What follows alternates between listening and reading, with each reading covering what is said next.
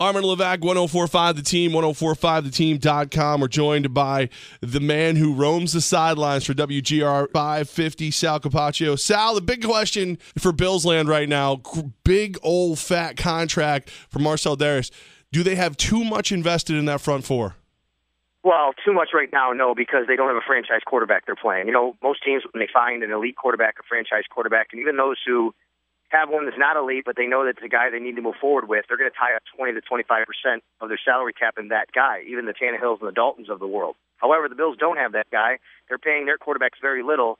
They believe their defensive line is essentially their franchise quarterback, so they're paying them accordingly. That's how much they're investing in them. But down the road, yeah, I think that we're going to have to look at some restructuring here, maybe of Mario Williams, or you're going to lose one of these guys, probably Mario or Kyle, over the next couple of years in order to keep this thing going. Is there any fear in Buffalo, Sal, now that Marcel's getting paid, that maybe he loses some of that motivation and goes back to, kind of his goofball ways? I think there's some fear on fans' part because he has, he has a history here of making some poor decisions, but, he's seemed to have changed the last year. I think he's grown up. He's only 25 years old. He's a young man who went through a lot in his life. Remember, his brother was murdered just a couple of years ago. His head didn't seem like it really was on football as much as it should have been, and I think that just talking from people around here, getting to know Marcell, myself personally, but especially the guys who do get to know him more in the locker room, they feel that, he's a young man who really is passionate and cares about the game and wants to be great, and he's really dedicated himself a lot more to that. From an organizational standpoint, I think, of course, you're always worried about something like that, but he's such an elite talent, and he hasn't gotten any trouble in the last year. I think they feel comfortable with what they did. You can follow him on Twitter at Sal Sports. It's Sal Capaccio for the WGR 550 Bills coverage, sideline and host. Now, we know that Dareus is going to be out this weekend. Is this team still good enough, this defense that we're hearing so much about, still good enough without the big man to shut down or at least hamper Andrew Luck enough to win this game? Oh, yeah. I mean, look, the Bills have a kid named Corbin Bryant that's behind Dareus that would start on a lot of teams in this league. You got Marcell Dareus, so you're going to have a bit of a drop-off. But Corbin Bryant is a really, really smart football player. He went to Northwestern. The guys speak really well of him as far as being able to know what play is coming and help out. So you're going to have him. He had a great preseason, by the way. You're going to have him step in for Marcell. But, let's remember, you got Jerry Hughes, you got Kyle Williams, you got Mario Williams, Bradman Brown at linebacker. This is a really, really formidable defense, and a defense that, other than Marcell, they've returned 10 of 11 starters from last year, and they finished top 4 in the league. So this is a really good defense. It is going to be tougher without Marcell, but they're still good enough. Sal, at Sal Sports. You can follow him on Twitter, Armin Levac, 1045 The Team, 1045theteam.com. Sal, when we were out at camp, we spoke to Stephen Gilmore. He's going to have a lot of pressure in this defense. He's got to be a, air quote, lockdown corner. Do you think he'll be up to the test this week in week 1?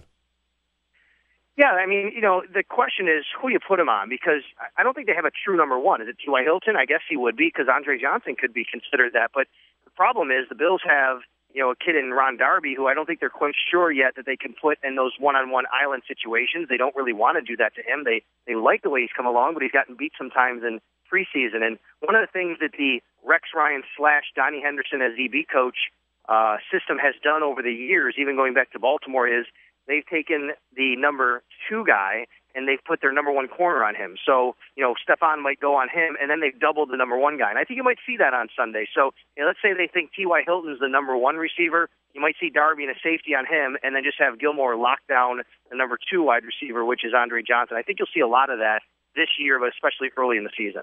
All right, so let's move to the other side of the ball, Sal. LaShawn McCoy, a lot of questions about his health for week 1. What can we expect from him? Well, he is going to play. He is going to start, and all systems seem go. Rex says he will be full go. I'm interested to see if, he gets the same kind of lion's share of carries that he's going to get through most of the season, because let's remember, there are 16 games here, and if he gets hurt and you lose him for 4 games, then was it worth it, I guess you have to ask yourself. But they are still banged up a little bit at running back as far as guys recovering, but everyone's going to play.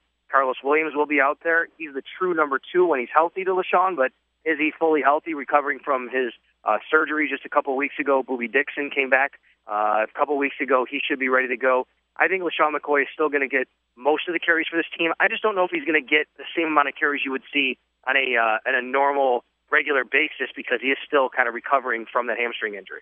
Staying right in that backfield, Tyrod Taylor gets to start. How does he look? Does he look like a starting quarterback to you right now? He did in preseason, guys. I mean, look, the one thing that people were hoping for in preseason was one of these guys steps up, whether it's Tyrod, Matt Castle, or EJ, and we all say, all right, at least one of them stepped up. We feel comfortable. Well, funny thing happened on the way to that. All three guys played really well in the preseason, and I believe that was Greg Roman's doing with David Lee at quarterbacks coach, and they really helped these guys. But Tyrod, he had an outstanding preseason. He completed 77% of his passes, and he was the leading rusher for the team with over 100 yards on the ground. Very dynamic athlete. And the most impressive thing was in the last preseason game that he played, he went 12 of 13 passing, and all from the pocket. He literally threw one pass on a scramble. Everything else was inside of the pocket. So, yeah, he's a really dynamic player. What happens when the lights turn on for real, his first NFL start, that's a different story. And I think we're all still waiting to see if he can carry that over, because that's a much different animal there.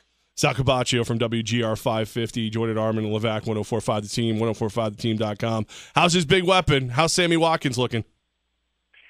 Sammy still has that hip injury that he's also hip surgery, I should say, that he was fighting through camp.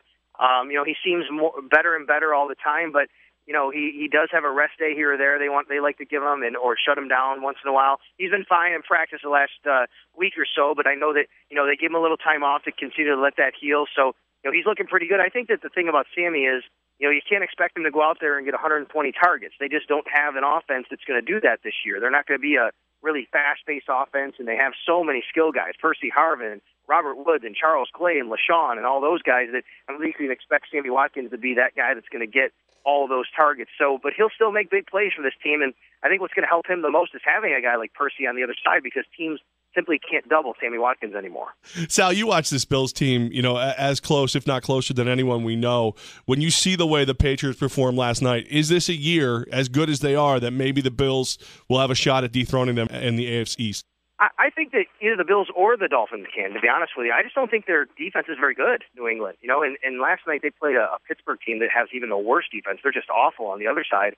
But that's not a very good defense we saw in New England last night. So I think that as long as the team can go out there and move the ball a little bit against them, of course they still have Brady, but yeah, the Bills have the best defense overall, top to bottom in the AFC East, but I think the Dolphins have a very good defense as well, and they have a good quarterback in Ryan Tannehill. I think one of those teams has an opportunity to dethrone the Patriots this year, because the Patriots just don't have a defense that can really go out there a weekly basis and shut teams down. He's money, man. He roams the sidelines. He hosts for WGR 550. Follow him on Twitter, @SalSports. Sal Capaccio. Man, thank you so much for making some time today.